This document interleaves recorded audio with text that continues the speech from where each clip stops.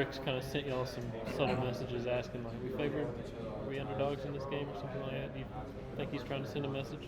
Yeah, I mean, he says it all the time. He never likes being an underdog in any circumstance. So, I mean, I guess to a certain extent, it's a little extra chip on our shoulder. But really, like I said, we're just trying to prove it to ourselves, not to other people. So, What would a Final Four mean to you?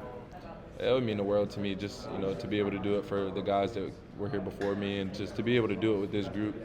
With all the adversity we've kind of faced, and I just love being around these guys. I love being at the University of Tennessee, so yeah, it means the world to me. Why'd you sign up to play for Rick?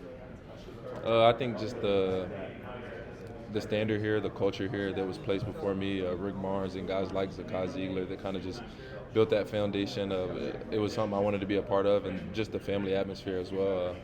When I came on my visit, it felt like home, and it was something I wanted to be a part of, and I knew I'd be coached hard and challenged physically and mentally, and so yeah. Obviously, there's a lot of talk about Rick not being able to get back to the Final Four the last so many years.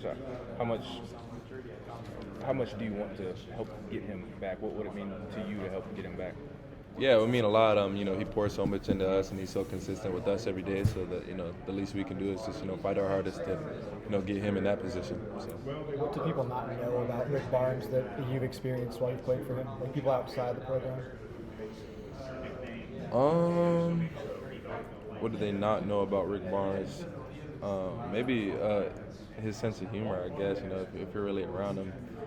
He's on us 24/7. I think it's as hard as anybody in the country. I don't know if anyone's coached as hard as we are. And it could be tough sometimes for sure. But I think the moment practice is over, I've never seen anyone be able to kind of like flip a switch like that. And he's in the locker room, with his corny jokes and stuff of that nature. So yeah, he just flips the switch. So when it's time for business, he's really dialed in. And when it's time for not business, he can be personable. So. Do you guys as players, I guess, feel and recognize that love, I guess, that you're talking about, of like how he hangs around you guys and acts with you guys? I mean, yeah, for sure. Any guy that pours as much time and energy as he does into just the work and this program, obviously it's a level of love that he has for us, just to be that consistent and be there for us every day, coaching us as hard as he does. Is there a team that Michigan compares to in the SEC, or anyone that you've played so far? When you're reviewing tape, you can draw from, I guess. Yeah.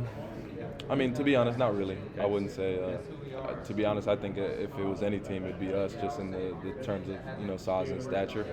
But yeah, not really. They do a lot of things well. Obviously, they've been top 5 team all season. So yeah, we have our work cut out for us for sure.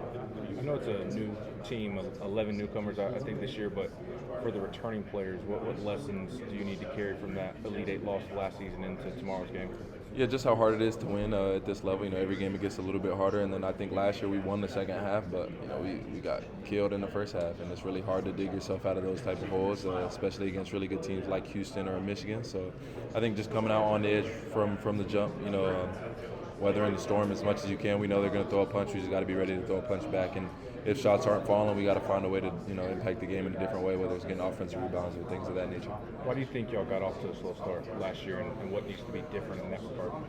Yeah, I mean, I wasn't out there, so you can only tell so much from the bench. But yeah, I mean, we got open looks. To be honest, we just weren't able to knock them down, and really on the defensive end, we weren't able to kind of keep them out of where they wanted to get to, and they made tough shots. So credit to them as well.